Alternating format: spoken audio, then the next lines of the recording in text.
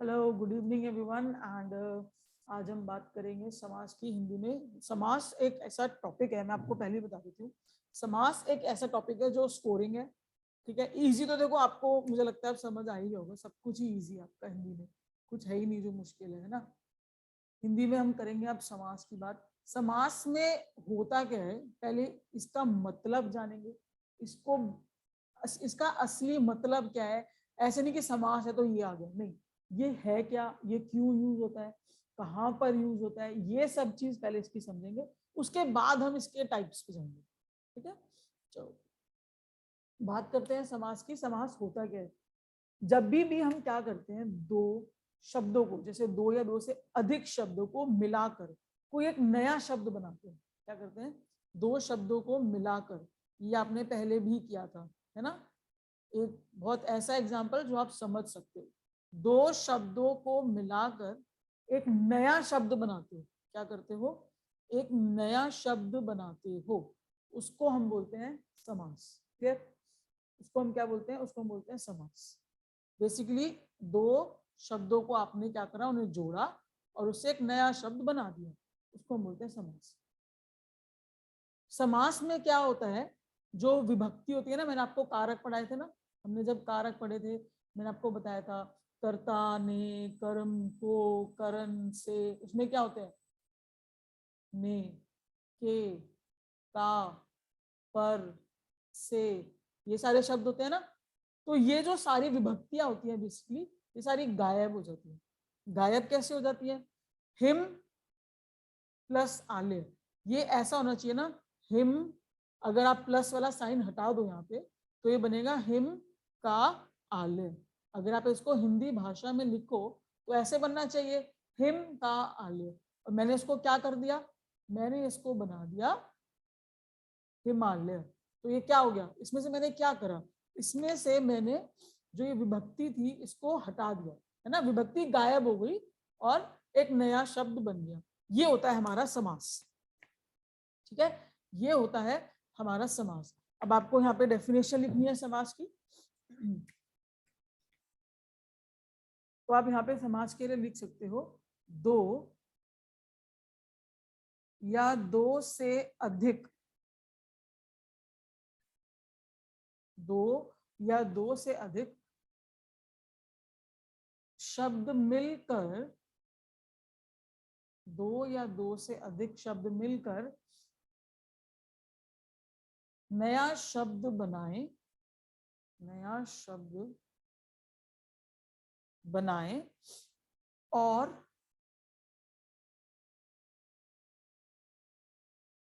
उसमें से विभक्ति क्या लोप हो जाए, जो विभक्ति है, विभक्ति लोप हो जाए, बस यही है। इसको हम बोलते हैं समास, ठीक है। समास समझने से पहले आपको ये याद होना चाहिए कि विशेषण विशेष्य क्या होते हैं और उपमेय उपमान क्या होते हैं। ये आपको बहुत अच्छी तरह याद है, भी ऑलरेडी याद है ना। विशेषण विशेष्य क्या होते हैं और उपमेय उपमान क्या होते हैं, ये आप लोगों को पता है। अब हम, आपको समझ आ गया ना समास क्या है। अब हम चलेंगे इसके टाइप्स पे। इसके टाइप से अलग अलग अलग अलग ट्रिक्स बना रखी है उनको याद करने के लिए, ठीक है। बेसिकली इसके 6 टाइप्स हैं, 6 प्रकार के समास होते हैं। चलो अब हम इनको वन बाय वन करेंगे। जो सबसे पहला है, ऐसे करते हैं इजी टू सिंपल चलना है या फिर इसके पैरामीटर के हिसाब से। चलो इसके पैरामीटर के हिसाब से ही चलते हैं आज, कोई बात नहीं, इसी को देख लेते हैं आज कैसे चलते हैं। सबसे पहला है हमारा अव्ययी भाव समास। अव्ययी भाव समास, ठीक है। इसमें क्या होता है, अव्ययी भाव समास वो होता है जैसे दो शब्द, मैंने क्या बोला था, दो शब्द मिलके एक नया शब्द बनाते हैं, है ना। अव्ययी भाव समास में क्या होता है, जो दूसरा शब्द होता है ना, जो सेकंड शब्द होता है, सेकंड वाला शब्द होता है, वो संज्ञा होती है हमारी। वो क्या होता है, वो हमारी संज्ञा होती है। इसमें होता है जो दूसरा शब्द है, दूसरा शब्द संज्ञा होता है, ठीक है। इसमें ये होता है, दूसरा शब्द जो होता है वो संज्ञा होता है और जो पहला शब्द होता है वो नॉर्मल नॉर्मल शब्द होता है जो कहीं भी यूज हो सकता है। एग्जाम्पल देखोगे तो समझ आ जाएगा। जैसे कि मैंने एक एग्जाम्पल दिया, यथाशक्ति। अब ये जो यथाशक्ति है, ये जो शब्द है किन दो शब्दों से बना है, ये तो आपको समझ में आ रहा है, यथा प्लस शक्ति, राइट। इसमें शक्ति जो वर्ड है, शक्ति, ये एक नाउन है, संज्ञा है। यथा तो सबके साथ आ सकता है, यथा व्योक्ति हो सकता है, यथा प्रथा हो सकता है, यथानुक्ति हो सकता है, कुछ भी हो सकता है। यथा तो सबके साथ आएगा, है ना। पर शक्ति अपने आप में एक इंपॉर्टेंट वर्ड है, अपने आप में एक नाउन है, ठीक है। I am unable to join the class, क्या हो गया भाई, नेटवर्क, ठीक है। शक्ति अपने आप में क्या है, शक्ति अपने आप में एक नाउन है, एक संज्ञा है, एक चीज है। यथा तो सबके साथ यूज हो सकता है ना। तो इसमें ये हमारा हो जाता है अव्ययी भाव में क्या होता है, जो सेकेंड वाला शब्द होता है वो ज्यादा इंपॉर्टेंट शब्द होता है। ऐसे आप उसको याद कर सकते हो। जैसे एक और एग्जाम्पल मैंने लिया, मैंने बोला आजन्म, आजन्म। इसमें क्या है, ये किन दो शब्दों से मिलकर बना है, एक तो ये बना है आ जमा जन्म, ये है ना। इसमें जो ये जन्म शब्द है, ये जन्म शब्द अपने आप में एक संज्ञा है, अपने आप में एक इंपॉर्टेंट वर्ड है। आ तो सबके साथ, किसी के साथ भी लग सकता है ना। आ के साथ कुछ भी आप लगा सकते हो, अहिंसा कर सकते हो, अप्रथम कर सकते हो, आपत्ति कर सकते हो, आईश्वर, आवीर कर सकते हो, आमूर्ख, कुछ भी लगा सकते हो। बट आ इतना प्रॉपर वर्ड नहीं है। इन दोनों में ज्यादा भारी वर्ड कौन सा है, इन दोनों में ज्यादा भारी वर्ड या फिर नाउन है जन्म। तो अव्ययी भाव में ये होता है जो सेकंड शब्द संज्ञा हो, जो सेकंड शब्द आपका ज्यादा इंपॉर्टेंट हो, ठीक है, वो होता है। अब मैं एक एग्जांपल देती हूँ आपको। मान लो एक शब्द है हिमालय, जैसे हमने करा भी है, बहुत बार हमने इस एग्जांपल को उठाया है अपनी पढ़ाई में।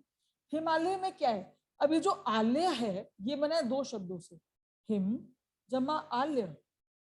यहां पर उल्टा हो गया हिसाब, आल्य किसी के साथ भी लग सकता है, जैसे विद्या जमा आल्य, है ना, शिव जमा आल्य। तो इसमें तो ये वाला रूल फॉलो नहीं हो रहा, तो ये हमारे अव्ययी भाव नहीं है। ये मैं आपको समझाना चाह रही हूँ। इस एग्जाम्पल से आपको समझ आया होगा कि जो सेकंड वाला शब्द होता है ना, सेकंड वाला शब्द वो इंपॉर्टेंट होता है, ठीक है। आई होप आपको ये समझ आ गया कि अव्ययी भाव क्या होते हैं। अव्ययी भाव में बस इतना ही होता है कि आपको सेकंड शब्द, जैसे आपको देख के पता लगे कि सेकंड शब्द इंपॉर्टेंट वर्ड है, वो संज्ञा है एक, तो आप उसको अव्ययी भाव लगा दोगे समास में, ठीक है। ये मैंने आपको बताया अव्ययी भाव, कुछ मैम नहीं आगे करना। वाले शब्द का कोई मीनिंग नहीं होता? मीनिंग हो सकता है, देखो, अब जैसे मैं बोल दूं सर्वप्रथम, सर्वप्रथम मीनिंग होता है, बिल्कुल होता है। अब यहाँ पे सर्व का मीनिंग है ना, लेकिन प्रथम अपने आप में नाउन है, ठीक है। आप यहाँ पे बोल सकते हो सर्वलोक, अब यहाँ पे लोक नाउन है, सर्व तो किसी के साथ भी आ रहे हैं ना, सर्वज्ञ, सर्वज्ञ जिसमें सारी जानकारी होती है। सर्व तो आ ही रहे, सर्व तो एक तरीके का कॉमन हो गया जो किसी के साथ भी आ सकता है। पर प्रथम अलग हो गया, लोक अलग हो गया, अज्ञ अलग हो गया, है ना। तो ये वाले शब्द हमारे हो गए अव्ययी भाव, राइट। चलो, ये था हमारा अव्ययी भाव। अब हम बात करते हैं, अगला है हमारा तत्पुरुष समास। समास बहुत इजी चैप्टर है, बहुत इजी चैप्टर है। सेकंड है हमारा तत्पुरुष समास, ठीक है। तत्पुरुष में क्या है, कुछ भी चेंज, इतना हार्ड एंड फास्ट चेंज नहीं है, इसमें सिर्फ एक ही चेंज है, वो है ये, बस बस इतना ही चेंज है। अव्यय भाव में क्या था, अव्यय भाव में दूसरा शब्द संज्ञा था, तत्पुरुष में क्या है, इसमें पहला शब्द संज्ञा है। अब मुझे एक बात बताओ, मैंने इसको क्यों रब नहीं करा इस एग्जाम्पल को, क्योंकि ये एग्जाम्पल हमारे हो गए किसके, ये एग्जाम्पल हमारे हो गए तत्पुरुष समास के, जिसमें पहला अक्षर इंपॉर्टेंट है ना, इसलिए मैंने इसको रब नहीं करा, राइट। अब इस एग्जाम्पल में क्या हो गया, उल्टा हो गया, आले किसी के साथ भी आ जाएगा, है ना, लेकिन हिम, विद्या, शिव, ये अपने आप में संज्ञा है, ये अपने आप में नाउन है, ठीक है। जैसे कि मैंने बोला रसोई घर, ठीक है, मैंने बोला रसोई घर, अब ये दो शब्दों से मिलके बना है रसोई और घर, है ना। इसको मैं ऐसे भी बोल सकती थी, जैसे रसोई घर हो गया, और बताओ घर वाले अक्षर, मतलब बेसिकली जिनमें बाद में घर आता हो, घर घर घर ऐसे आता हो घर, है ना। ऐसे बहुत सारे शब्द मिल जाएंगे आपको, रसोई घर, चिड़ियाघर, ये लो आ गया, चिड़ियाघर वही बोलने वाला था। चिड़ियाघर आ गया ना। तो इसमें क्या है, घर कॉमन हो गया, है ना, लेकिन रसोई अलग आ गया, चिड़िया अलग आ गया, तो पहला शब्द हो गया संज्ञा, तो वो हमारे बन गए तत्पुरुष समास। जैसे ये हो गया, ये हो गया। एक और एग्जाम्पल कर लेते हैं इसका, शरणागत, शरणागत, इसमें क्या है, शरण, आप इसको आराम से बता कर पाओगे, शरण प्लस आगत, यही दे रखे है ना इन्होंने। अब ये जो आगत है किसी के साथ भी लग सकता है, स्वागत भी होता है ना, स्वागत में भी आ गया ये। तो बेसिकली क्या है, आगत हमारा इतना कॉमन इंपॉर्टेंट चीज नहीं है, इंपॉर्टेंट चीज है शरण, क्योंकि ये पहला शब्द है तो ये हमारा बन गया तत्पुरुष। अगर ये दूसरा होता तो हमारा बनता अव्ययी भाव, बस इतना ही है इसमें। ठीक है, तत्पुरुष और अव्ययी भाव आपस में दोनों रिलेट करते हैं, अव्ययी भाव में सेकंड वाला इंपॉर्टेंट होता है और तत्पुरुष में फर्स्ट वाला इंपॉर्टेंट होता है, बस ये ही है हमारे समास के ये दोनों। समास बहुत छोटा टॉपिक है और बहुत स्कोरिंग है, आता ही आता है, इसकी 100% की प्रोबेबिलिटी है समास की, हमारे पेपर में आती है, तो फिर अच्छी चीज है ना अगर कोई इजी चीज आ रही है तो। अगला हम करेंगे द्विगु समास, द्विगु समास। अभी मतलब मुझे ये समझ नहीं आता कितना इजी चीजें हमें मिलती रहती हैं और हम उसमें ऐसे डरते रहते हैं। आज से पहले कितना डरते थे आप हिंदी से, है ना। अब मुझे बात बताओ, जब आपके पेपर में कहीं भी किसी अक्षर में संख्या वाले शब्द आए, जब संख्या वाले शब्द आए, वो होते हैं हमारे द्विगु समास। कैसे, एग्जाम्पल देखते ही बता दोगे आप, चुटकियों का खेल है आप लोगों के लिए। जैसे कि मैंने बोला नवरत्न, ठीक है, मैंने बोला चौराहा, ठीक है, मैंने बोला पंचतंत्र, ठीक है, मैंने बोला त्रिलोक, ठीक है, और बताओ, तुम बताओ। दशानंद, हाँ जी, दशानंद, दशानंद, दशानंद, ठीक है। ब्रह्मा जी को क्या बोलते हैं, जिनके 4 सिर होते हैं, उनका नाम क्या होता है ब्रह्मा जी का? चतुर्मुख, हाँ शायद चतुर्मुख बोलते हैं, चतुर्मुख। तो ये सब क्या है, इन शब्दों में आपको संख्या वाली फीलिंग आ रही है? पंचवटी, बिल्कुल आ रहा है। नव में आ गया 9, ठीक है, चौराहा में आ गया 4, पंच में आ गया 5, त्रिलोक में आ गया 3, दशा में आ गया 10 और चतुर में आ गए 4। आ गए संख्या वाले नंबर आ गए। जहां पे संख्या आ जाए, जिन अक्षरों में आपको संख्या की फीलिंग आए, वो हमारे हो जाते हैं द्विगु समास। इतना इजी है, क्लास 3 का बच्चा भी समझ जाएगा, ठीक है। ये हमारा हो गया द्विगु समास, बहुत सिंपल है, बहुत सिंपल। इसको क्या बोलोगे, 9 रतन का समूह, ठीक है, 4 जहां 4 राहें हो, पंचतंत्रों का समूह, 3 लोकों का, 10 सिरों का और 4 मुख का। तो सिंपल है, काउंटिंग दिख रही है आपको, संख्या दिख रही है, उसको द्विगु में लगा दो, बस इतना ही करना है आपको, ठीक है। अब बोलो समास है ना इजी, अब जल्दी भी खत्म हो जाएगा आपका ये टॉपिक, आगे आज हम हिंदी खत्म कर देंगे। 4th आ जाओ, द्विंद पे।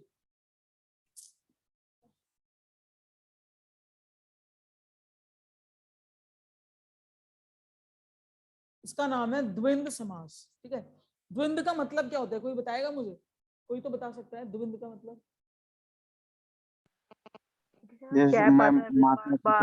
इसमें वो डैश आता है, डैश तो बीच में। आता है, वो तो ठीक है।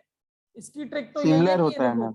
आपको क्वेश्चन में ही डैश दिख जाता है, मतलब शब्द में ही डैश दिख जाता है, 2 शब्दों के बीच में एक डैश, आपको बीच में, आपको उसमें शब्द में ही आपको ट्रिक मिल जाती है इसमें। रिलेशन तो नहीं बोलेंगे इसको?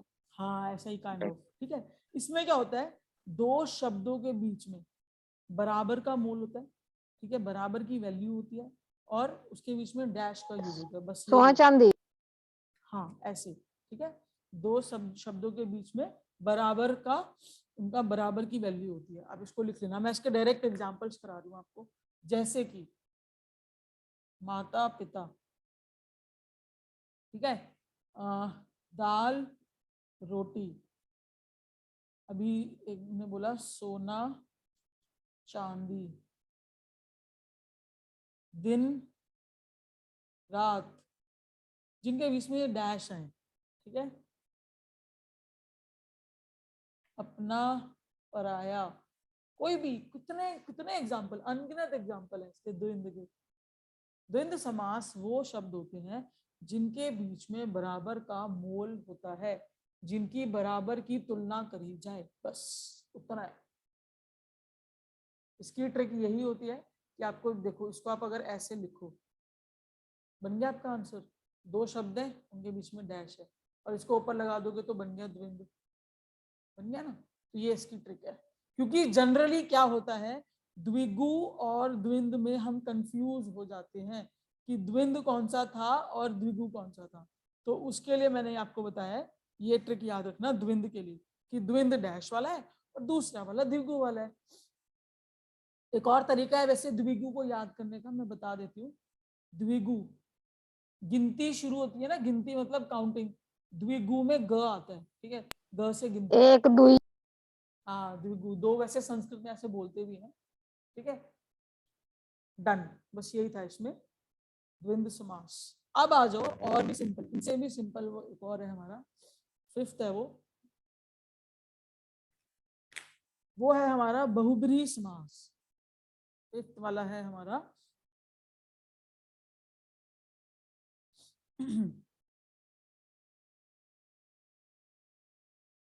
बहुब्रीहि समास, ठीक है। बहुब्रीहि समास में पहले तो सबसे पहले इसकी ट्रिक ही सुन लो, पहले इसकी ट्रिक सुन लो। बहुत मतलब क्या होता है, ज्यादा, है ना, बहुत मतलब क्या होता है, ज्यादा, जिसमें आपको एक से ज्यादा अर्थ मिले, एक शब्द के एक से ज्यादा अर्थ मिले, वो होता है हमारा बहुब्रीहि समास। कैसे, जहां पे अभी पहले यहाँ पे डेफिनेशन के लिए लिख लो, यहाँ पे जहां एक शब्द के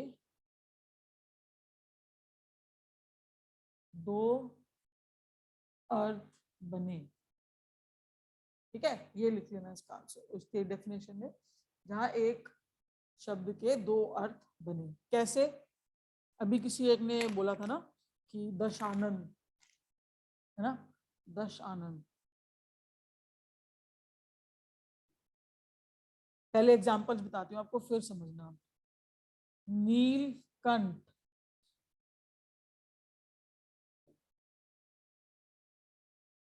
महावीर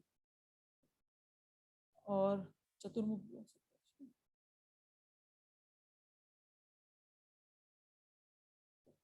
चतुर्मुख, ये एग्जाम्पल जिसके कैसे हुए, क्यों हुए, अब मैं आपको ये बता रही हूँ। दशानंद को आप उसमें भी डाल सकते हो, द्विगु समास में, है ना, क्योंकि 10 है सिर, इसमें गिनती आ रही है, लेकिन आप इसको ऐसे भी बोल सकते हो, 10 है सिर जिसके, वो हो गया दशानंद, है ना। लेकिन क्या आप दशानंद को सोचने के बाद इसका एक और अर्थ क्या बोला है, जहां एक शब्द के दो अर्थ, रावण। है ना, यस, क्या आप इसको रावण भी बोल सकते हो, बिल्कुल बोल सकते हो। तो एक शब्द के दो अर्थ हो गए, या तो ऐसा कोई व्यक्ति जिसके 10 सर हो, या फिर रावण, है ना। अब आ जाओ नीलकंठ, नीलकंठ पे आ जाओ। नीलकंठ का ये जो इसका मतलब है, एक्चुअल मतलब तो इसका ये होगी ना, नीला है कंठ जिसका, मतलब जिसका गला नीला हो, इसका एक्चुअल वर्ड का मतलब तो यही हो गया। लेकिन क्या आप इसको देख के ये नहीं बोल सकते शिव जी, नीलकंठ शिव जी का भी तो एक नाम हो गया ना, हो गया ना। ऐसे महावीर, महावीर में हो गया महान है जो वीर, मतलब जो वीर जो भी हो वो बहुत महान इंसान है या महान है, तो वो हो गया महावीर, ठीक है। लेकिन जैसे ही आप महावीर बोलोगे तो आपको हनुमान जी का याद नहीं आएगा, है ना। हनुमान जी को बोलते हैं ना महावीर, पवन पुत्र, उनको तो विक्रम बहुत सारे बजरंगी। नाम है। हाँ बोलते हैं ना महावीर विक्रम बजरंगी कुमति निवार। चलो चतुर्मुख, चतुर्मुख में आ जाएगा, माना कि ये द्विगु भी है, ये वाला और ये वाला बन सकता है द्विगु भी, ठीक है। चतुर्मुख में आ जाएगा, चार है सिर जिसके, इसके चार सिर हैं, है ना। बहुत सिंपल सी बात है, चतुर्मुख, सिर नहीं आएगा यहाँ पे, सिर नहीं आएगा, ठीक है। चतुर्मुख नाम से तुरंत आप पकड़ लोगे तो ब्रह्मा जी की बात हो रही है ना। बस एक वर्ड उसके दो मतलब, एक वर्ड उसके दो मतलब, ऐसे शब्दों को हम बोलते हैं बहुब्रीहि समास। इसकी ट्रिक यही है, शब्द में ही पता लग रहा है हमें, बहुब्रीहि मतलब जिसके ज्यादा अर्थ हो, एक से ज्यादा, बहुत ज्यादा उसके अर्थ हो, ऐसे आप इसको याद कर सकते हो बहुत इजीली बहुब्रीहि समास को, राइट। अब आ जाओ लास्ट, इसका जो लास्ट है, ऑल्दो उसको लास्ट में नहीं, वैसे हम पढ़ते थर्ड पे है उसको, बट हम लास्ट में पढ़ेंगे। चलो लास्ट है हमारा कर्मधारय समास, लास्ट है हमारा कर्मधारय समास। कर्मधारय समास हल्का सा डिफरेंट है ये, देखो बाकी सारे तो बहुत इजी थे, चाहे वो अव्ययी भाव हो, तत्पुरुष हो, द्विगु, द्वंद्व या फिर बहुब्रीहि हो, ये पांचों बहुत इजी है, ठीक है। या तो आप इसको ऐसे भी ले सकते हो कि जो वो पांचों नहीं हुए तो बचा तो वो कर्मधारय हुआ, ऐसे भी ले सकते हो इसको, एलिमिनेशन ऑफ ऑप्शन को लेकर के, ठीक है। कंसेप्ट वाइज इसको समझना है वो हम अभी करेंगे, ठीक है। इसमें क्या होता है, कर्मधारय में क्या होता है, जैसे कि मैंने आपको बोला था विशेषण और उपमेय उपमान, आपको पता है कि क्या होता है। इसमें होता है कर्मधारय में क्या देखते हैं हम, जब विशेषण और विशेष्य और उपमेय और उपमान का लिंक संबंध बताते हैं, ठीक है। क्या करते हैं, जब विशेषण विशेष्य और उपमेय और उपमान का संबंध बताया जाता है, उन शब्दों को हम कहते हैं कर्मधारय समास। पहले लिख लो, फिर एग्जाम्पल बताऊंगा तब समझ में आएगा, ठीक है। लिखने के लिए आप लिखोगे यहाँ पे, जब विशेषण, ऐसे इसको ऐसे लगेगा, विशेषण विशेष्य और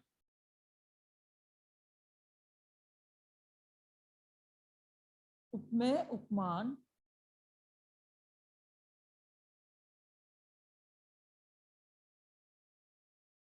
का संबंध हो, ठीक है। जहां पर विशेषण विशेष्य हो या फिर उपमेय उपमान हो, और मत लगाओ, या लगाओ, या, ठीक है। जब विशेषण विशेष्य या उपमेय उपमान का संबंध हो, उन शब्दों को हम बोलते हैं कर्मधारय समास। एग्जाम्पल उठाते हैं अब इसके कर्मधारय समास के। जैसे मैंने एक शब्द लिया मुखचंद, ठीक है, मुखचंद, इसमें क्या हुआ, इसमें जो मुखड़ा, जो चेहरा है, उसको चांद से कंपेयर कर दिया, तुलना कर दी तुलना, है ना।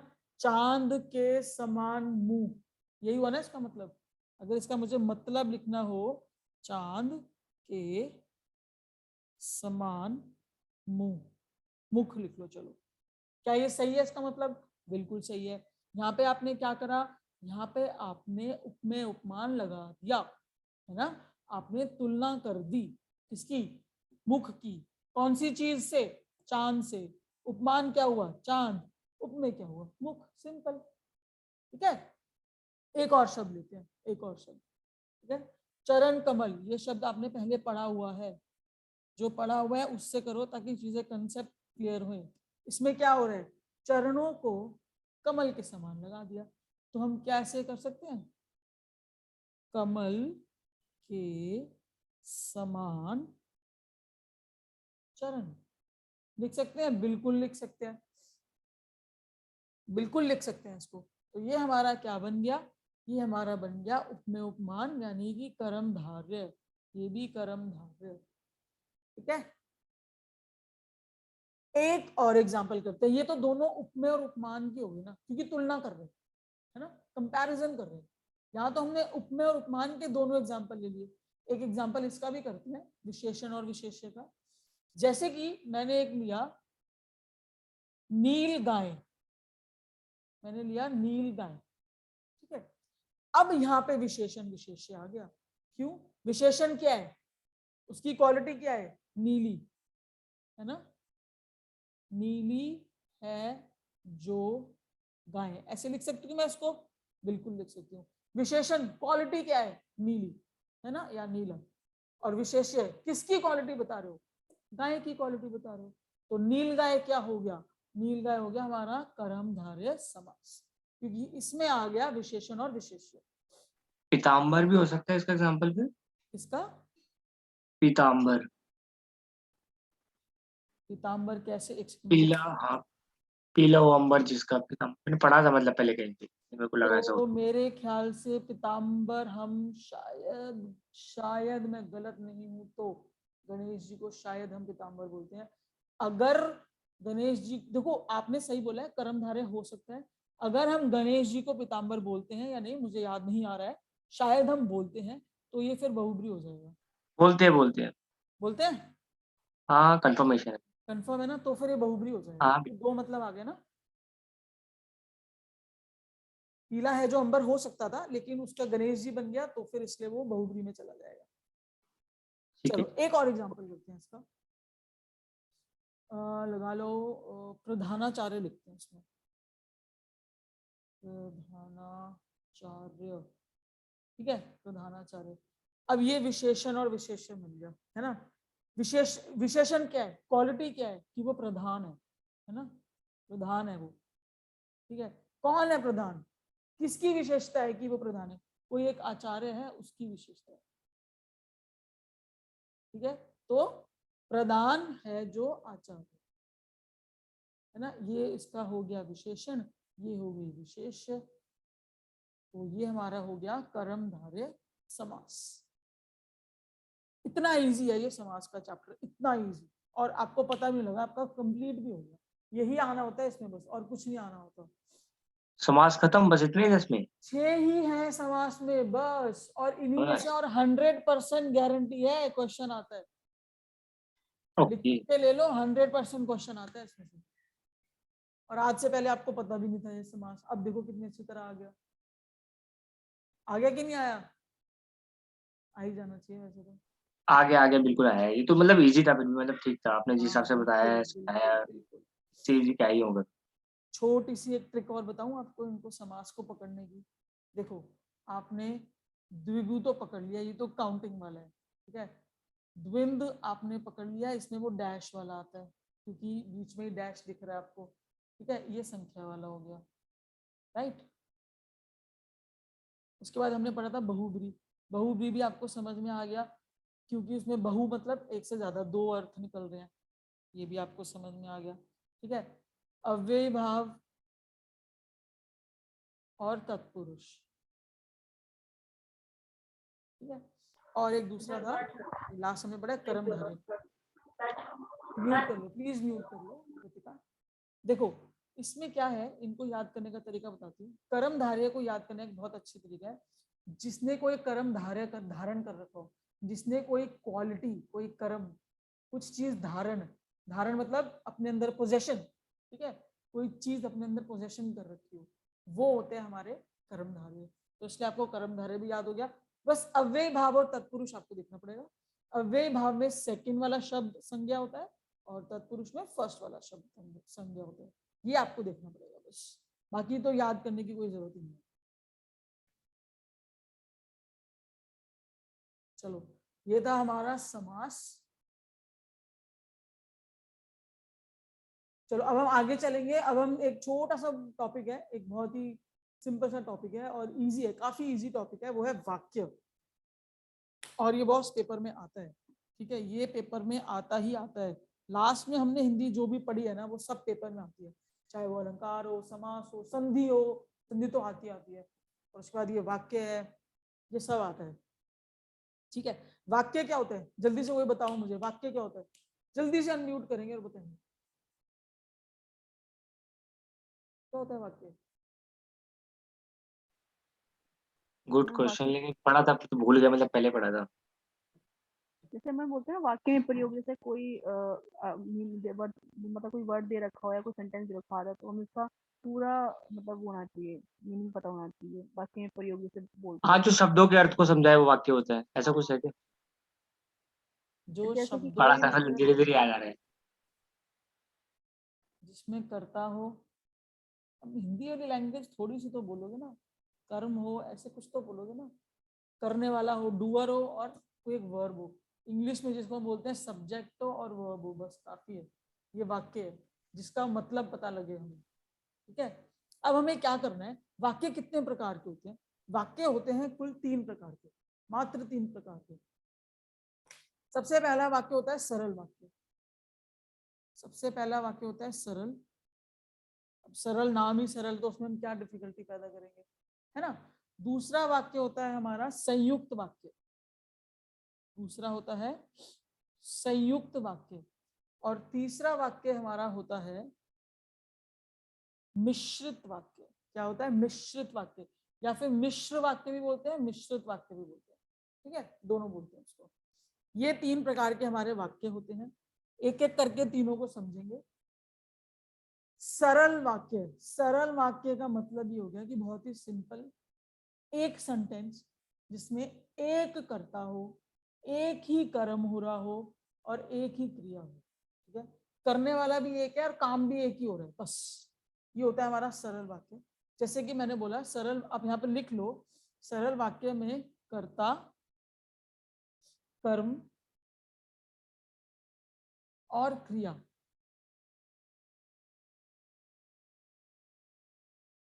एक ही होता है। ये आपने उसमें भी पढ़ा था, इंग्लिश में जब मैंने आपको पढ़ाया था, सिंपल सेंटेंस, कंपाउंड सेंटेंस और कॉम्प्लेक्स सेंटेंस। इंग्लिश है तो हिंदी में भी तो वो सारी चीजें हुई ना, तो आप इस टाइम वो पढ़ रहे हो, सिंपल सेंटेंस, सरल वाक्य, कंपाउंड और कॉम्प्लेक्स, ये आप पढ़ रहे हो अभी, ठीक है। चलो, दिमाग की बत्तियों को थोड़ा सा खोल लो और चीजों को समझने की कोशिश करेंगे। इसके एग्जाम्पल उठाते हैं सरल वाले के। जैसे कि मैंने बोला मोहन हंसता है, एक करता है इसमें मोहन, जो काम कर रहा है ना मोहन। क्रिया क्या हो रही है? हंस रहा है वो, ठीक है, बात खत्म। एक ही है ना, एक ही क्रिया हो रही है ना, एक ही करता है ना, तो क्या हो गया? वो हो गया सरल वाक्य, ठीक है। एक और एग्जांपल आप लिख लो, आप अपने उसमें रजिस्टर में लिखो, पुलिस ने चोर को पकड़ा। पुलिस ने चोर को पकड़ा, ठीक है। अब इसमें क्या हो रहा है? पुलिस ने चोर को पकड़ा, इसमें क्या हो रहा है? जो पुलिस थी उसने चोर को पकड़ लिया, एक ही करता है। काम कौन कर रहा है? पुलिस। ये तो ऑब्जेक्ट है, चोर ऑब्जेक्ट हो गया ये, ठीक है। पुलिस, काम कौन कर रहा है? पुलिस कर रही है ना, करता एक हो गया। क्या करा उसने? काम क्या करा उसने? पकड़ा, है ना, पकड़ा। तो एक ही क्रिया होगी ना, पकड़ना क्रिया होगी ना, है ना, करता क्रिया, एक एक है, बात खत्म। सरल वाक्य है। पेपर में सरल वाक्य नहीं आता है, पेपर में आते हैं ये फंसाने वाले, संयुक्त और मिश्रित, बट आ जाए यू नेवर नो, इससे मैंने आपको करा दिया। अब आगे चलते हैं संयुक्त वाक्य। ध्यान से समझना, टाइम देना, और टाइम लगा के, बिल्कुल इसमें टाइम लगा के अच्छे से समझना। कौन सा वाला? संयुक्त और मिश्रित। कंफ्यूज मत होना इसमें, क्योंकि ये स्कोरिंग चीजें हैं। पहले हम पढ़ेंगे संयुक्त वाक्य। संयुक्त वाक्य में क्या होता है?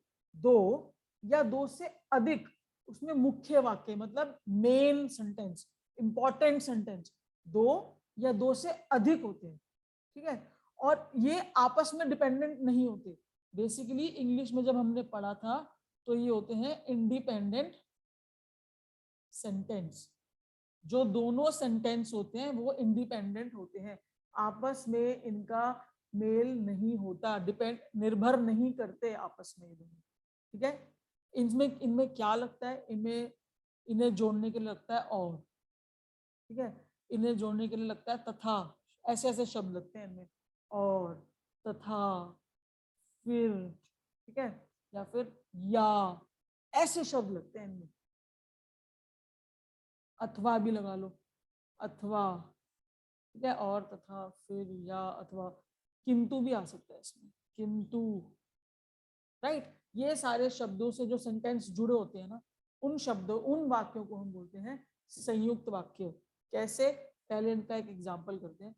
एक चीज का ध्यान रखना, ये आपस में जुड़े नहीं होते, इंडिपेंडेंट होते हैं, आजाद होते हैं आपस में। एग्जाम्पल देखोगे समझ जाओगे। चलो इसका एक एग्जाम्पल करते हैं। जैसे मैंने बोला, आप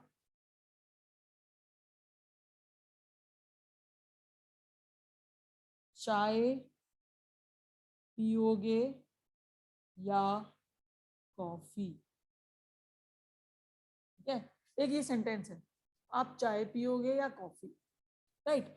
अब ये आप चाय पियोगे या आप कॉफी पियोगे, आपस में लिंक्ड तो नहीं है ना, या तो आप चाय पी लो या कॉफी पी लो। ऐसा तो नहीं है ना कि जो चाय पिएगा, ये मैंने ऐसे लिखा है कि जो चाय पिएगा उसी को कॉफी मिलेगी, ऐसा तो कहीं नहीं लिखा ना। इसमें ये लिखा है आप चाय पियोगे या आप कॉफी पियोगे, लेकिन ये दोनों आपस में निर्भर नहीं करते। ऐसा नहीं है कि जो चाय नहीं पिएगा, चाय पिएगा उसी को कॉफी मिलेगी, दोनों भी पी सकते हो, लेकिन सेंटेंस अपने आप में अलग अलग है। इस सेंटेंस को हम दो भाग में ऐसे डिवाइड कर सकते हैं, आप चाय पियोगे या आप कॉफी पियोगे। अगर मैं यहां से या हटा दूं, ये मेरा सेंटेंस 1 है, ये मेरा सेंटेंस 2 है, अपने आप में अलग अलग सेंटेंस है कि नहीं है? आप चाय पियोगे, आप कॉफी पियोगे, है ना, अपने आप में अलग अलग इंडिपेंडेंट सेंटेंस, एक दूसरे पे निर्भर नहीं करते। वो सेंटेंस होते हैं संयुक्त। संयुक्त का मतलब ये होता है जुड़ा हुआ, ठीक है। संयुक्त का मतलब ये नहीं होता कि देखो, एक होता है ये, एक होती है ये चीज, ये हो गया जुड़ा हुआ होना, ये हो गया जुड़ा हुआ होना, सॉरी, ये हो गया जुड़ा हुआ होना। एग्जाम, मेरी हैंड पोजीशन देखो, ये हो गया मिक्स, कि आपस में मिक्स हो गई दोनों चीजें, ठीक है। ये होता है सिर्फ जुड़ा हुआ है आपस में, और ये हो गया किसी चीज का मिक्स होना। तो यहाँ पे तो सिर्फ जुड़े हुए हैं ना, ये मिक्स नहीं हुए हैं। जब मैं आपको मिश्रित कराऊंगी उसमें आपको पता लगेगा मिक्स होने का मतलब क्या होता है। एक और सेंटेंस, एक और वाक्य करते हैं इसका संयुक्त का। देखो इसका एक वाक्य करते हैं, जैसे कि मैं बोलती हूँ, बिजली थोड़ी देर के लिए आई,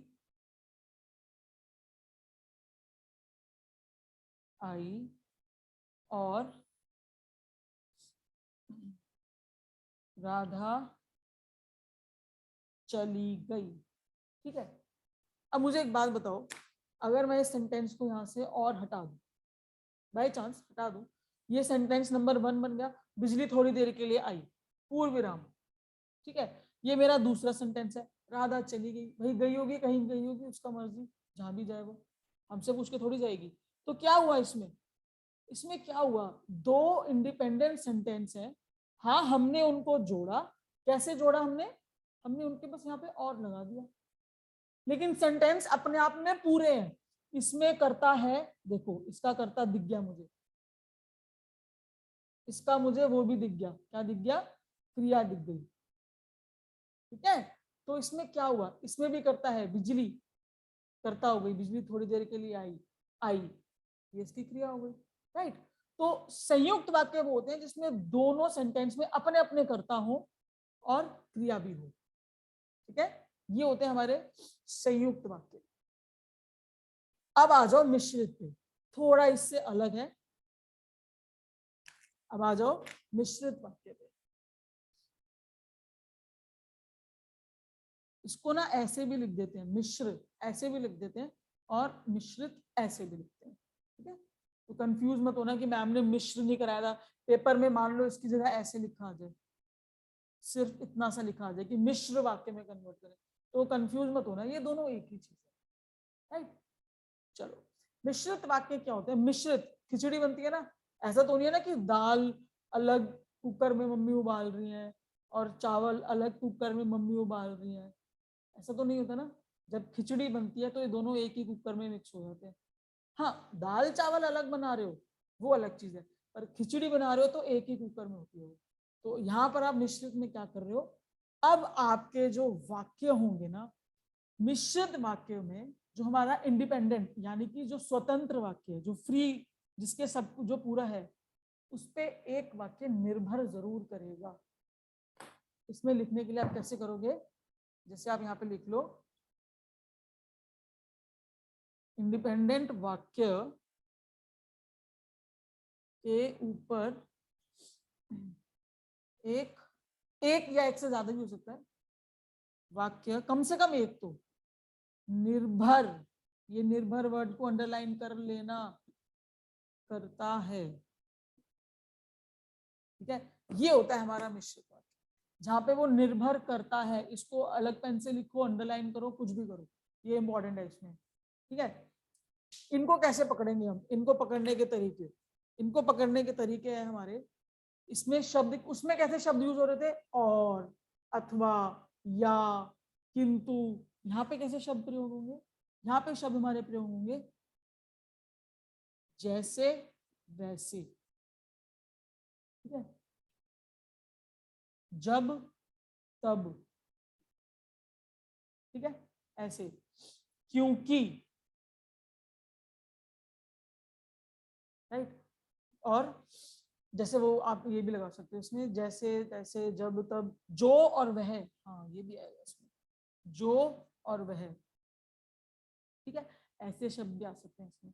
अब इनका एक एग्जाम्पल करेंगे, आप समझ जाओगे कि मैं क्या बोलना चाह रही हूँ आप लोगों को, मुझे क्या समझाना है आप लोगों को।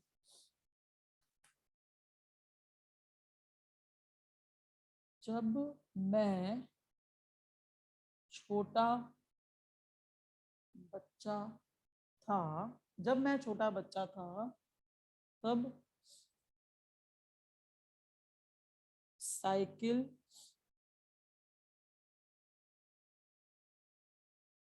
चलाता था। अब देखो इसमें क्या हुआ, मैं छोटा बच्चा था, ठीक है, साइकिल चलाता था। अब इसमें क्या हुआ, ये जो जब है, जब और तब, इसने इस वाक्य के साथ इस वाक्य को मिक्स कर दिया कि जब मैं छोटा बच्चा था, जब मैं छोटा बच्चा था मैं तब साइकिल चलाता था। तो इसमें क्या हुआ, इसमें वाक्यों को जब और तब से सिचुएशन बना के जोड़ दिया गया, आपस में मिक्स कर दिया गया, तो इसलिए हमारा हो जाएगा मिश्रित वाक्य।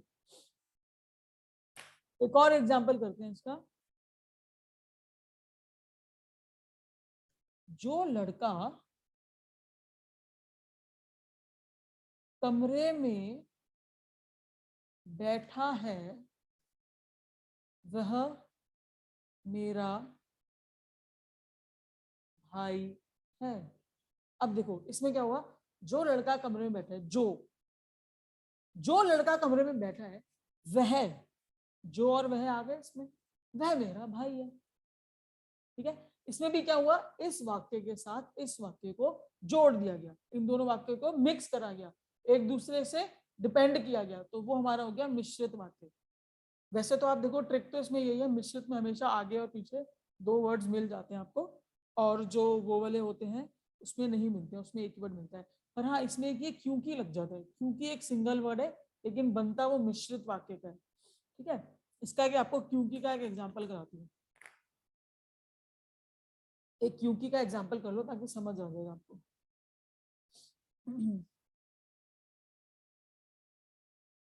आज हम स्कूल नहीं गए क्योंकि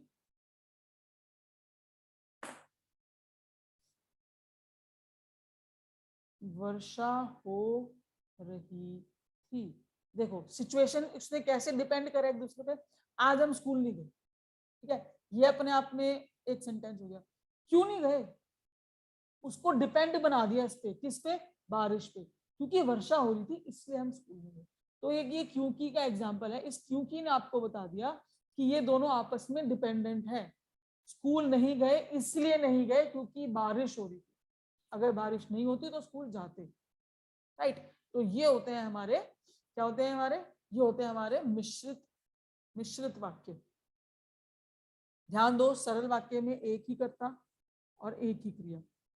संयुक्त वाक्य में दो कर्ता और दो क्रिया हो सकती है, लेकिन वो आपस में सिर्फ टच हो रहे होंगे, किसी एक शब्द से मिक्स नहीं हो रहे होंगे।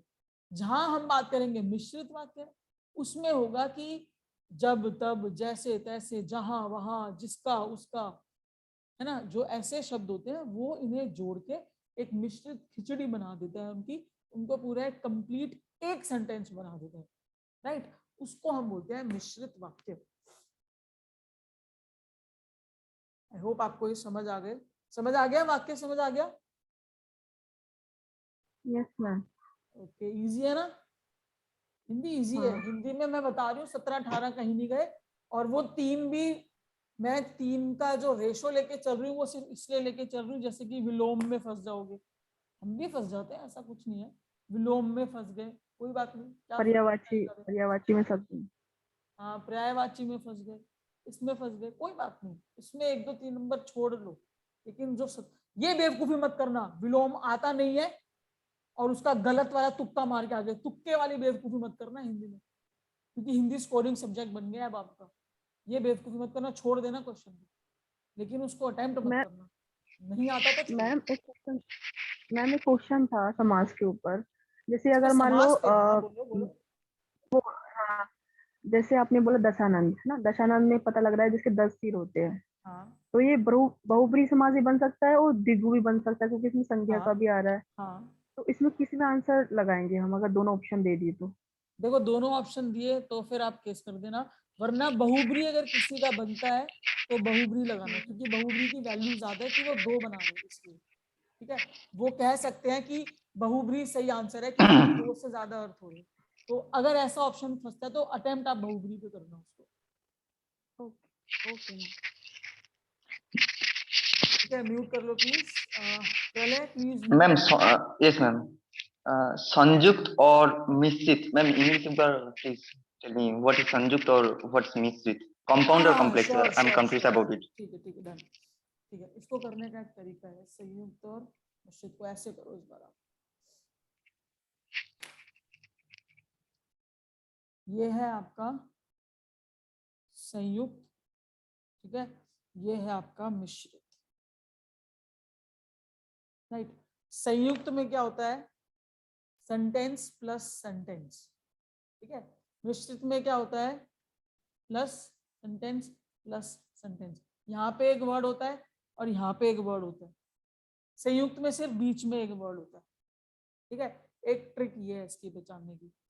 दूसरी ट्रिक ये है कि इसमें स्वतंत्र वाक्य होते हैं, स्वतंत्र वाक्य, इसमें निर्भर वाले वाक्य होते हैं, इससे आप पहचान सकते हो, ठीक है। इसमें क्या होता है, निर्भर होता है वाक्य एक दूसरे पे, ये फर्क होता है संयुक्त में और मिश्रित में। एग्जाम्पल कर नो लेते मैम, हैं। Ma'am I am telling about what is the English meaning of संयुक्त, मींस व्हाट इज कंपाउंड और what is complex, tell me this only, I can understand अच्छा व्हाट अच्छा, इज ओके संयुक्त okay and okay okay okay, compound yes ma'am, that's one I want, complex, thank you ma'am. Right, okay okay done. चलो next आगे चलते हैं। ये हमारे हो गए वाक्य। हिंदी आपकी ऑलमोस्ट कंप्लीट है, ऑलमोस्ट क्या कंप्लीट ही हो गई है। क्लास लंबी कर लें थोड़ी सी प्लीज, एक छोटा सा टॉपिक रह गया हिंदी का, मैं उसको मिस नहीं करना चाहती, फिर हमारी हिंदी हो जाएगी। मैं चाह रही हूँ कि हम मैम कल वेडनेसडे से कर फिर रीजनिंग स्टार्ट करें। हाँ जी, कर लो, कोई दिक्कत नहीं। अरे वैसे भी सब लोग 11-12 बजे सोते हैं, कर लो ना कर ना लो। इतना भी नहीं, चलो मुझे भी स्कूल जाना है। ओके, अब हम एक हिंदी का टॉपिक कर रहे हैं। इंग्लिश में क्या बोलते हैं इसको, काल,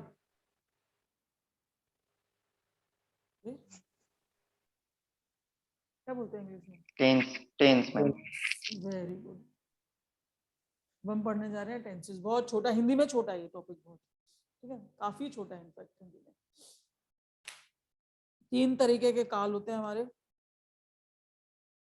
सारे पेन खत्म हो गए। 3 तरीके के काल होते हैं, एक होता है भूतकाल, एक होता है वर्तमान काल, एक होता है भविष्य काल। भूतकाल, वर्तमान काल, भविष्य काल। इसका इंग्लिश बताऊं तो पास्ट, प्रेजेंट,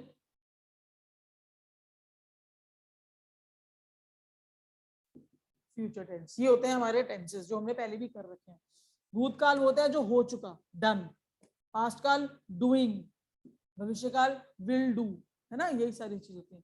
लेकिन हिंदी में हम क्या करते हैं, हिंदी में इनके और पार्ट्स हैं, ठीक है। हिंदी में हमारे इनके छोटे छोटे और पार्ट्स, जैसे उसमें था ना present perfect, present continuous, present perfect continuous, simple present, ऐसे ही इसमें भी है।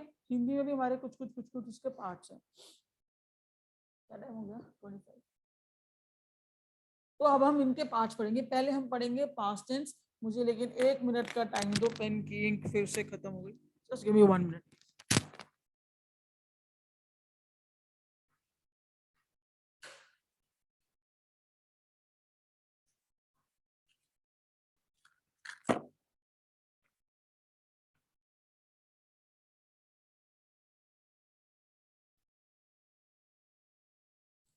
अब हम बात करेंगे भूतकाल की, ठीक है। भूतकाल में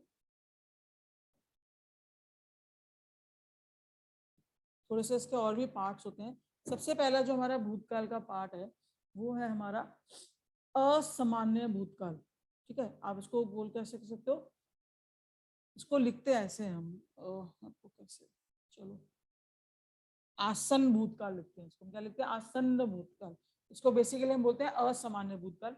इसमें क्या होता है, आसन्न भूतकाल में क्या होता है, जो हमारा जो काम होता है ना, जो हमारा वर्क होता है, वो जस्ट अभी अभी खत्म हुआ होता है। क्या होता है? जस्ट अभी अभी खत्म हुआ होता है। वो होता है हमारा आसन्न भूतकाल, जहां कार्य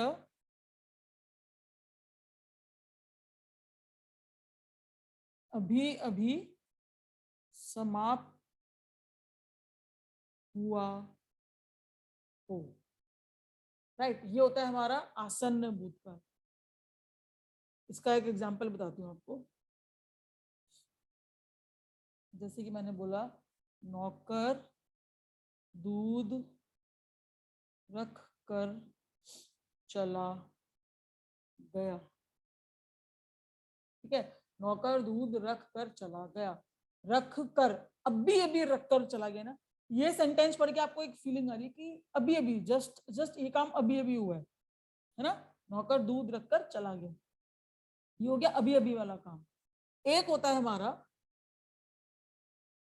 हमारा संदिग्ध भूतकाल। संदिग्ध का मतलब क्या होता है? डाउट, है ना, कंफ्यूजन, मिसअंडरस्टैंडिंग। संदिग्ध का मतलब यही होता है ना, जिसमें कि अभी कार्य पूरा होने का पता ना लग रहा हो, कार्य पूरा होने की संदिग्धता हो। अभी वो चीज हमें क्लियर नहीं हो रही कि हमारा कार्य पूरा हुआ है या नहीं, ठीक है। इजी है, ये बहुत इजी है। कार्य पूरा होने की संदिग्धता हो, इसका कैसे एक सेंटेंस बताऊंगी आपको। इसी सेंटेंस को घुमाएंगे ताकि आपको चीजें कंसेप्ट क्लियर हो। जैसे कि मैंने बोला, नौकर शायद दूध ले आया। अब देखो, या तो ऐसे लिख लो, दूध रख कर चला गया। अब देखो, जो इसमें ये शायद शब्द था, इसने बोल दिया कि पता नहीं काम हुआ है या नहीं हुआ, मुझे आइडिया नहीं है ये काम हुआ है या नहीं हुआ, है ना। तो उन सेंटेंसेस में आ जाता है जिनमें सेंटेंस में शायद आता है ना, तो उन सेंटेंसेस को हम क्या बोलते हैं कि वो संभव, सिचुएशनल है, कि हाँ हो भी सकता है, डाउटफुल है, नहीं भी हो सकता, डाउटफुल है, दोनों चीजें हो सकती है। तो वो हो जाते हैं हमारे संदिग्ध भूतकाल वाले वाक्य। नेक्स्ट आ जाओ, तीसरा होता है इसका, एक और होता है, इसमें हमारा होता है सामान्य भूतकाल। क्या होता है? सामान्य मतलब नॉर्मल, सामान्य भूतकाल। सामान्य भूतकाल में होता है जो कार्य बीत गया हो, जो कार्य हो गया हो, बीत चुका हो, जो कार्य हमारा हो गया हो, ठीक है। इसमें हो गया, जैसे मैंने, अगर मैं इसका आपको एग्जांपल बताऊं, इसका एग्जांपल लिख लो, ये लिख लो, नौकर दूध दे गया। अब ये कंफर्म है, हो सकता है आधे घंटे पहले दे के गया हो, 1 घंटे पहले दे के गया हो, 4 घंटे पहले दे के गया हो, 10 दिन पहले दे के गया हो, नौकर दूध दे गया, कार्य पूरा हो चुका है। ठीक है, इसमें जरूरी नहीं है कि अभी अभी हुआ है, ये बहुत पहले हो चुका है काम। इसमें वो वाली फीलिंग आ रही है, जिन वाक्यों में वो वाली फीलिंग आती है वो होते हैं हमारे सामान्य भूतकाल। ये था हमारा पास्ट टेंस जो इंपॉर्टेंट होता है। इसमें आप कहीं बुक्स वगैरह में देखोगे तो उसमें दे रखा होगा आपको पूर्ण, अपूर्ण, ऐसे ऐसे बहुत बहुत दे रखेंगे, बहुत। अगर मेरी राय से मानो तो करो वही जो पेपर में आए, है ना। आप बोलोगे तो मैं वो करा दूंगी, मुझे ऐसा नहीं है कि खत्म करनी है चीज, मुझे ये है कि मुझे आपको वो पढ़ाना है जो पेपर में आएगा, राइट। आप बोलोगे तो मैं पढ़ा भी दूंगी, मुझे कोई वो प्रॉब्लम नहीं है, लेकिन ये 3 जरूर आने चाहिए। पस्ते इन तीनों में है, सामान्य, संदिग्ध और आसन, यही आते हैं, ज्यादातर ही आते हैं आसन। ठीक है, जिसमें आपकी एक हिंट है, कर शब्द आ जाता है, आपको उससे पता लग जाता है। रख कर, खा कर, पी कर, सो कर, उठ कर, ऐसे ऐसे शब्द आते हैं, तो आपको वो हिंट दे देता है आसन में, राइट। एक तो ये है हमारा भूतकाल। उसके बाद सब इजी है, ये टेंसेस तो बहुत इजी है हिंदी में। अब आ जाओ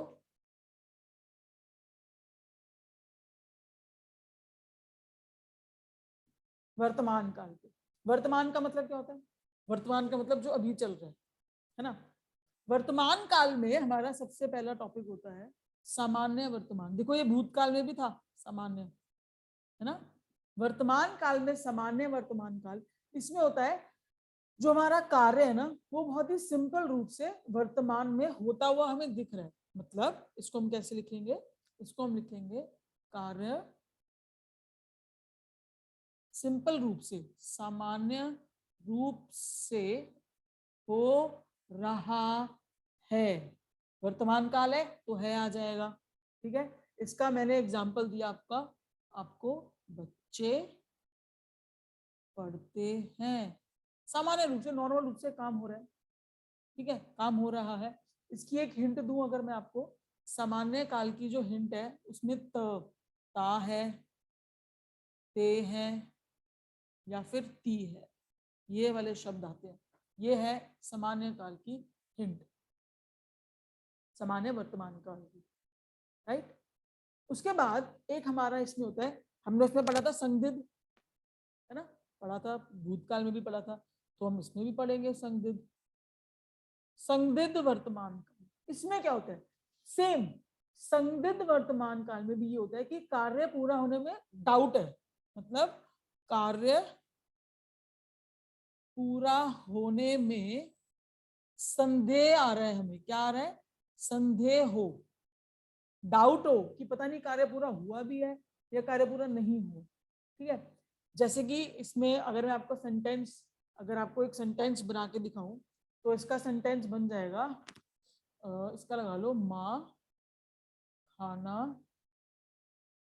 बनाती होगी। ठीक है, माँ खाना, डाउट है मुझे, पता नहीं मम्मी, मैं बाहर हूँ, मैं मार्केट में हूँ, ठीक है, तो पता नहीं इस टाइम मम्मी खाना बना रही होगी या नहीं बना रही होगी। ठीक है, तो माँ खाना बनाती होगी, मतलब डाउट हो रहा है ना मुझे कि जो काम है ये हो रहा है या नहीं हो रहा, मुझे नहीं पता। और ये भी हो सकता है शायद माँ खाना बना रही होगी, तब भी आ जाएगा अगर शायद वर्ड लग रहा है तो उससे भी पता लग जाएगा।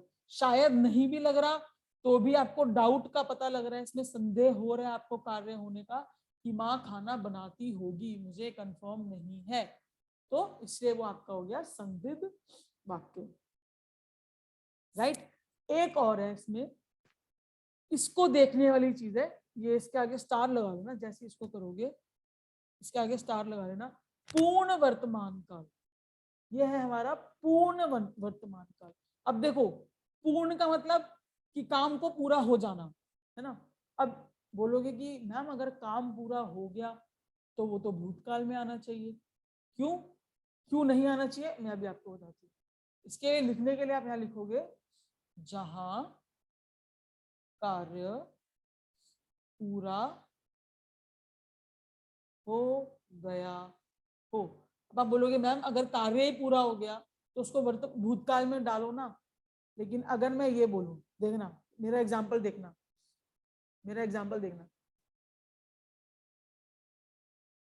पिताजी टहल कर आ गए हैं। अब देखो, पिताजी कहाँ गए थे? टहलने, वॉक पे गए थे, है ना। टहल कर आ गए हैं, आ गए हैं, है ना। लेकिन यहाँ पे क्या लिखा है किस में आता है? वर्तमान काल में। अगर ये एग्जाम्पल लिखा होता पिताजी टहल कर आ गए, अगर ये इतना होता तो ये हमारा जाता भूतकाल में। लेकिन है लिखा हुआ है शब्द से ही हमें पता लग गया कि ये वर्तमान पूर्ण काल है। काम तो पूरा हो गया लेकिन वर्तमान का है, क्योंकि है शब्द लिखा है इसलिए। ठीक है, तो इस चीज को समझना। ठीक है, इसमें एक और होता है, इसके 4 होते हैं पार्ट्स, वर्तमान काल के 4 पार्ट्स होते हैं। जैसे ये पूर्ण है तो पूर्ण के अलावा एक हो जाएगा अपूर्ण। क्या हो जाएगा? अपूर्ण, मतलब जो काम पूरा नहीं हुआ हो। अपूर्ण, जो कार्य पूरा ना हुआ हो, है ना।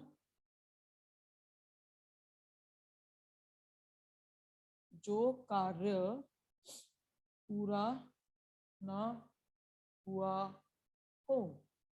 ठीक है, अभी पूरा नहीं हुआ है। जैसे कि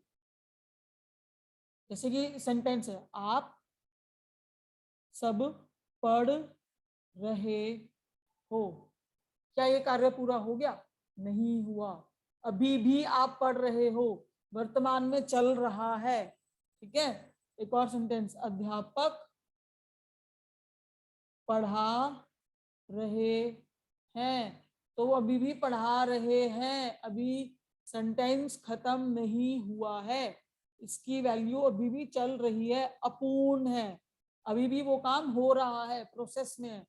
प्रेजेंट कॉन्टिन्यूअस टेंस हो गया एक तरीके से ये वाला एग्जाम्पल। ठीक है, चलो, ये था हमारा वर्तमान काल। राइट,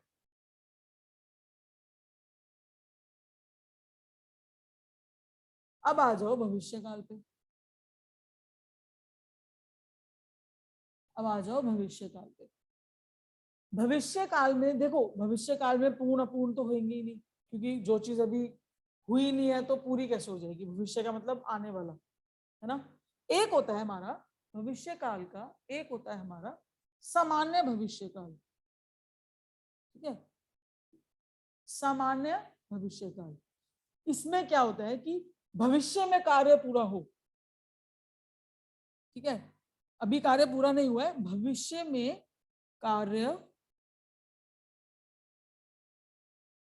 पूरा हो। अब इसका एग्जाम्पल बताऊंगी, आप समझ जाओगे। जैसे कि राम कल मंदिर जाएगा, जाएगा, जाएगी, जाएंगे, इसकी ट्रिक है गा, गी और गे।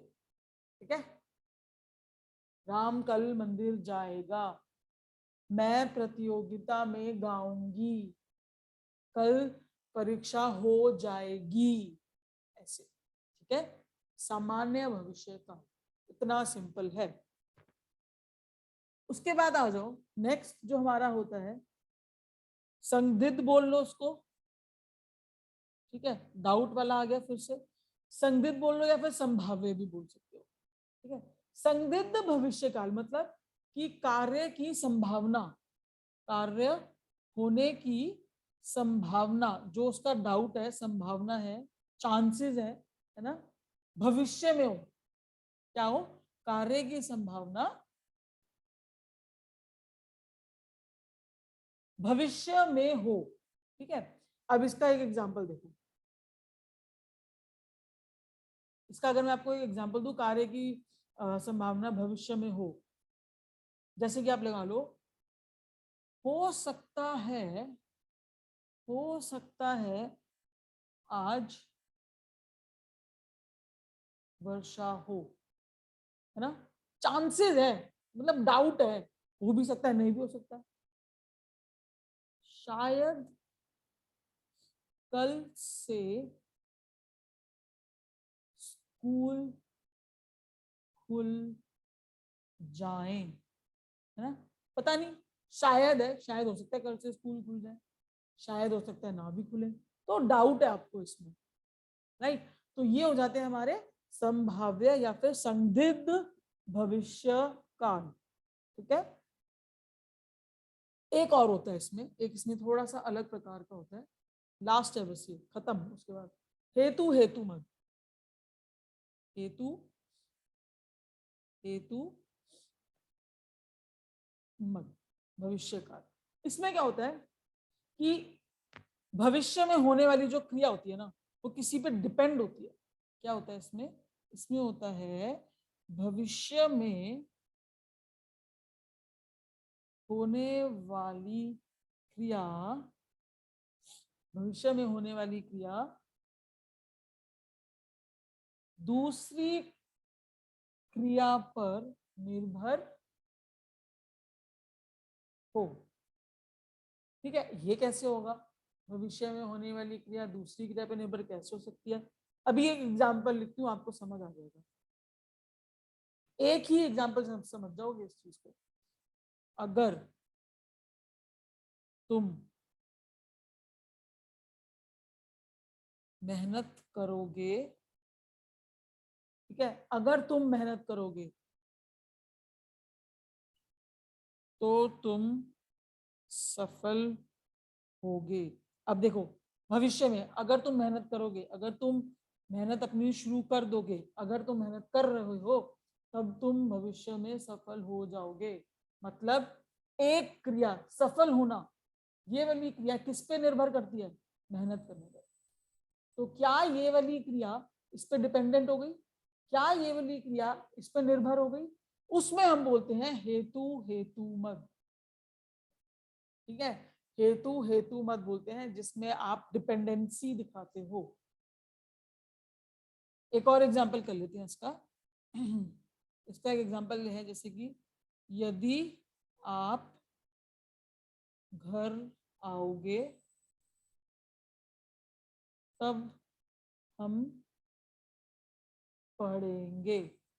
अब इसमें क्या है, डिपेंड क्या हो रहा है, हम पढ़ेंगे, किस पे डिपेंड है, किस चीज पे डिपेंड है, वो इस पे डिपेंड है जब आप घर आओगे, जब घर आओगे तभी हम पढ़ेंगे, वरना नहीं पढ़ रहे, है ना। तो इसमें क्या चीज हो रही है, हेतु हेतु मत में आप एक चीज से दूसरी चीज को डिपेंडेंट कर देते हो, उसमें हमारा आता है हेतु हेतु मत। बस इतना ही है, ये सिर्फ इतना और इतना ही है, और कुछ भी नहीं है इसमें, राइट।